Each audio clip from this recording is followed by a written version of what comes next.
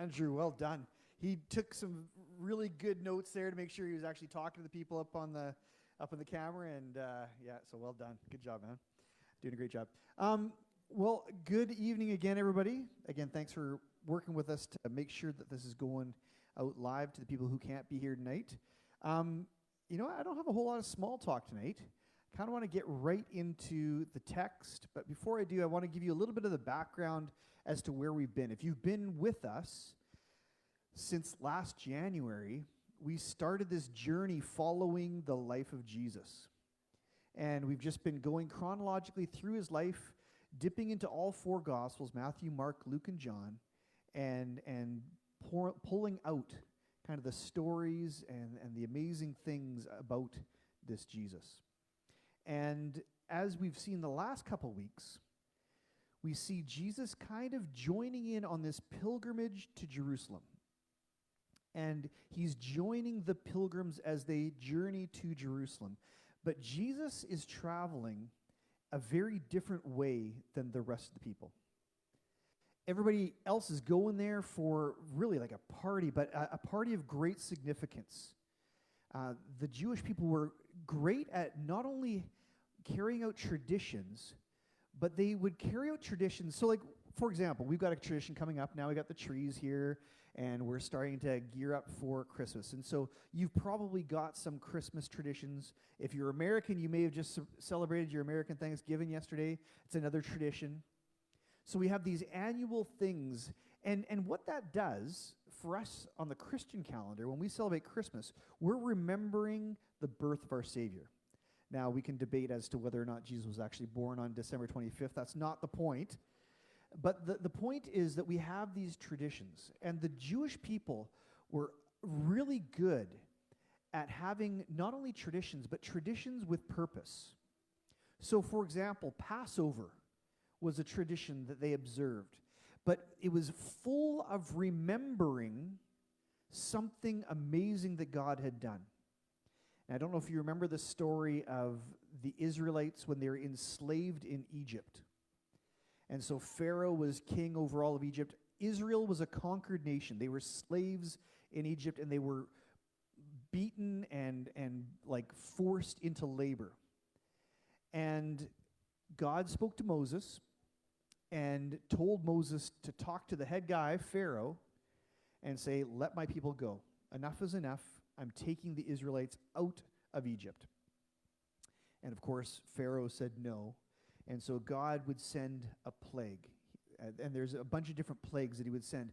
And each time, Pharaoh would be annoyed, but he would say, "No, forget it." Until the very last plague was the angel of death. And the way it worked is the Jews, the Israelites, were told, you know what, your job is to get the blood of the Passover lamb, or the lamb. And you're going to take this blood and you're going to paint your door frames with this blood, which sounds really odd, but it served a purpose. Because God was going to release this angel of death to go over Egypt. And if he saw the painted doorway, he would pass over. He would literally pass over. That's where they got the name from. But if he didn't see the painted doorway, he would go into the home and he would kill the firstborn. And throughout an entire nation, the firstborn child was killed that day. Except for the Israelite children were saved because they had painted the blood of the lamb, which is a metaphor for what Jesus did for us. We talk about how Jesus saved, his blood saves us. And this Passover that they remember is a picture, it's a metaphor for what Jesus did. His blood protects us from death. So, getting back to my pilgrimage story, these Israelites are marching into Jerusalem, and they're ready to go have this one of these feasts, have like a party to remember some of the great things that God has done. And Jerusalem was considered the holy city, so that's why they were all going towards Jerusalem. But like I said, Jesus was going with a very different outlook. Jesus, because he's the Son of God and because God spoke to him, and Jesus knew everything that was happening, Jesus knew that he was walking into this city to his death. He was choosing to give himself up. Remember, he wasn't going in handcuffs. He wasn't going locked up in one of those cages carried behind a horse. He was going by his own choice into this city where he knew he would be killed. So very different entrance. All right, let's have a look at some of the circumstances around this. Let's pick up this is in Luke chapter 19, and we're going to go from the end, near the end of Luke 19, and then we're going to keep going. Verse 28 starts like this. And when he had said these things, he went on ahead, going up to Jerusalem. When he drew near to Bethphage and Bethany, at the mount that is called Olivet, he sent two of the disciples, saying, "Go into the village in front of you, where on entering you will find a colt tied, on which no one has ever yet sat. Untie it and bring it here. If anyone asks you, 'Why are you untying it?' you shall say this, 'The Lord has need of it.'" Let's pause there for a second. A couple of really interesting things here are happening already. Jesus is getting ready to go into Jerusalem, but he sends some people ahead with some very specific instructions. Now, Jesus had not pre-scouted this. Jesus had not booked like an Uber, like this colt ahead of time. He had not rented this ahead of time. There were no arrangements made. But Jesus prophesied. He looked ahead. And prophetically, because he's God's son, he knew that there would be this colt. And specifically, a colt on which no one has ever yet sat. So this is a colt that is brand new. I don't know if you watch a lot of Yellowstone. That's about all I know about cowboying is the show Yellowstone. What I know about colts that have not been ridden is they're not great for riding. Right? They're not they wouldn't be my first choice for something to ride, that's for sure. But Jesus sends them to go get this colt that's tied up on which no one has yet sat. And then he tells them, "Untie it and bring it here." Well, as you can imagine, this was a day and age where people didn't have like 4 cars in the garage. This is a day and age where they didn't have different shoes for every type of weather. This was a day and an age and a place where a person's colt, young, unbroken, never been ridden colt, was of incredible value. And I'd never really thought of this before, where it was of such high value. It would be so valuable to this person. And Jesus told him, just go on ahead, untie the colt, and bring it to me. And if anybody asks why you're untying it, just tell them, the Lord has need of it. So that's the first part. Let's carry on here in verse 32. So those who were sent away and found it just as he had told him. For those who were sent went away and found it just as he had told them. So that prophecy came true. And as they were untying the colt, its owner said to them, "Well, why are you taking my horse? So why are you untying this colt?" And they said, "The Lord has need of it." And there's no more back and forth. There's no more dialogue here. So we're left to believe that the guy said, "Well, if the Lord needs it, take my horse, take my colt." And they brought it to Jesus, and throwing their cloaks on the colt, they set Jesus on it. Let's keep reading. Let's go on to verse 36, and this is the last part of the text for today. As he rode along, they spread their cloaks on the road. As he was drawing near, already on the way down the Mount of Olives, the whole multitude of his disciples began to rejoice and praise God with a loud voice for all the mighty works that they had seen, saying, "Blessed is the King who comes in the name of the Lord. Peace in heaven and glory in the highest." Let's pause there for a second. So I want to talk to you about a couple different types of prophecy. First, Jesus is being prophetic in the moment. He is telling them something that's about to happen. But here, what we see at the same time is Jesus fulfilling a prophecy from hundreds of years ago. It was foretold that this would happen, that he would enter Jerusalem on a colt, and that this would happen. So this is the fulfillment of a prophecy. Now, a couple things you should know about Jesus is he was the fulfillment of dozens of prophecies.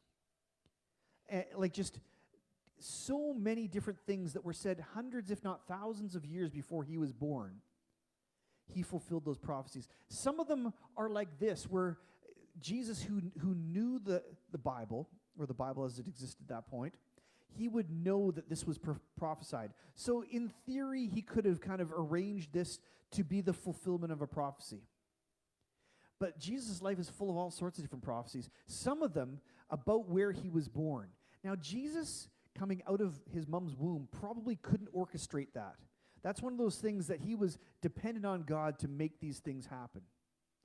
But anyways, I just kind of want to point out those two different types of prophecy. And I really want to kind of camp in this next part.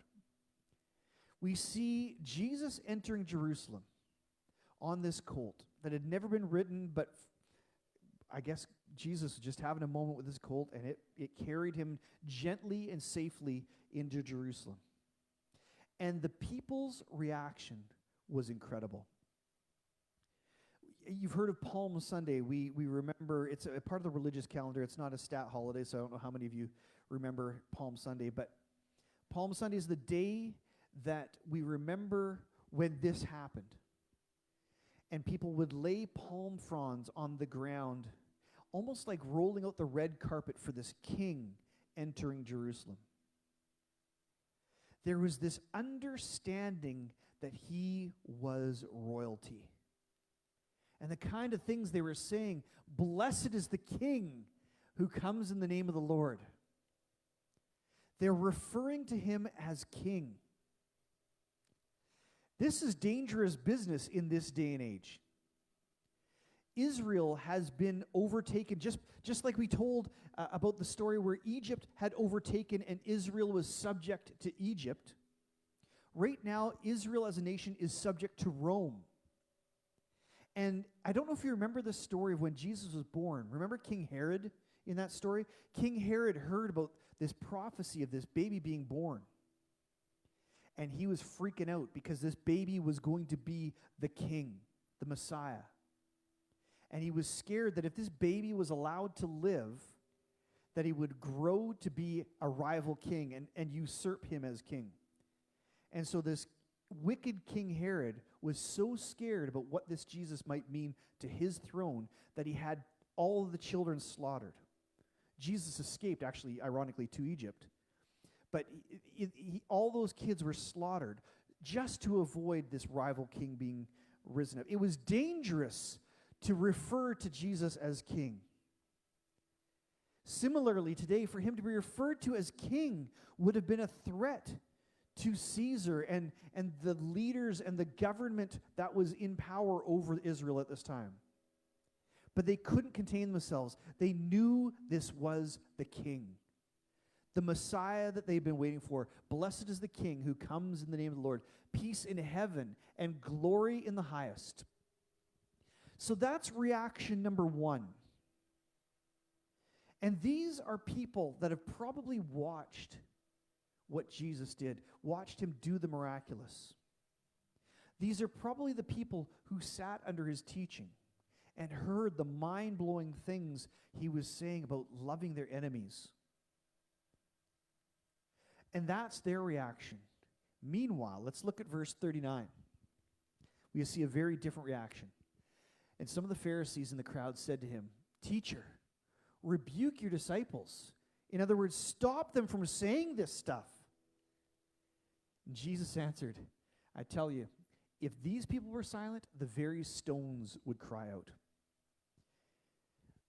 You've got the people who have been watching and following Jesus. They can't hold anything back.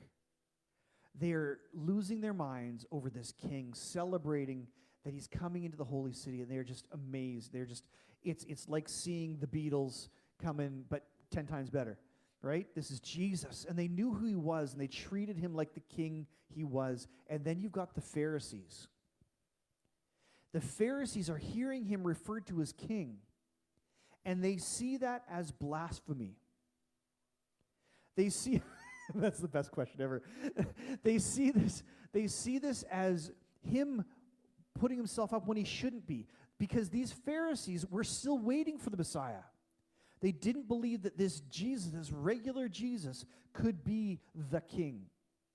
And so they're telling Jesus, tell him to stop talking like this. Because when they talk like this, that's blasphemy too. And Jesus' response is like, you know what? Even if they weren't worshiping me, the rocks around the hillside would grow mouths and they would start to cry out. God's very creation would not be able to hold back in this moment. I'm going to invite the worship team to come up here. I want to draw a stark comparison to the two very different reactions to Jesus, because we see it today.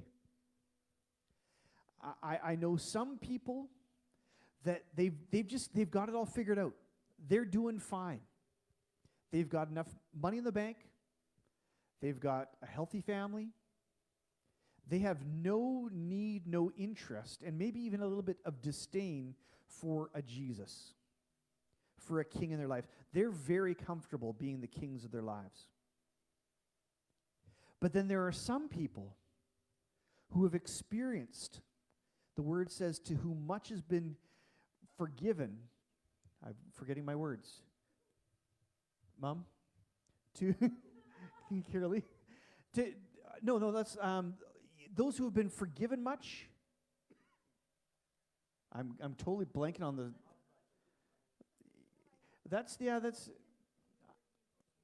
Yeah, you appreciate. There you go. Carolee's got the message version. The more you've been forgiven from, the more you'll appreciate it, right? Like if I've been forgiven for big things, I'm going to be like, oh my goodness, I owe this person so much, and yet they've forgiven me. And so just to backtrack, we've got some people who figure they've got it all together, and they want nothing to do with Jesus. That's their response. And then you've got others that have seen the power of Jesus. They've seen the kindness and the love of the Father in Jesus, and they are worshiping him as the king that he actually is. And again, I see it in my own life. And in fact, I'm both of these people. There are some times where I feel like, you know what, I'm doing fine. I can drive this boat on my own. And then there are times when I am so messed up, so broken, that all I can do is cry out for the help of the Father, the one who can save me, the King, the Messiah. So that's what I want to, and I'm excited about where we're going, because this is now, again, the journey to the last days of Jesus Christ. We've seen his teachings. We've seen the miraculous things that he's done. And now all of this is culminating in these last days in Jerusalem, where we know, we've read the story, we know the outcome. We know that he's going to be not imprisoned, but he's going to be arrested, and then brought before a kangaroo court, and then nailed, crucified on a cross. And I'm really excited about explaining, not because it's just gory, but explaining what it is he's done for us and why he's done it for us. But for now, I want to invite you to stand, and I want to invite you to worship this Jesus the way that the first group of people worships this Jesus, as opposed to sitting back and like, I don't know who this guy is or what he's about. I want you to embrace who this Jesus is and what he has to offer you. So let's stand and worship together.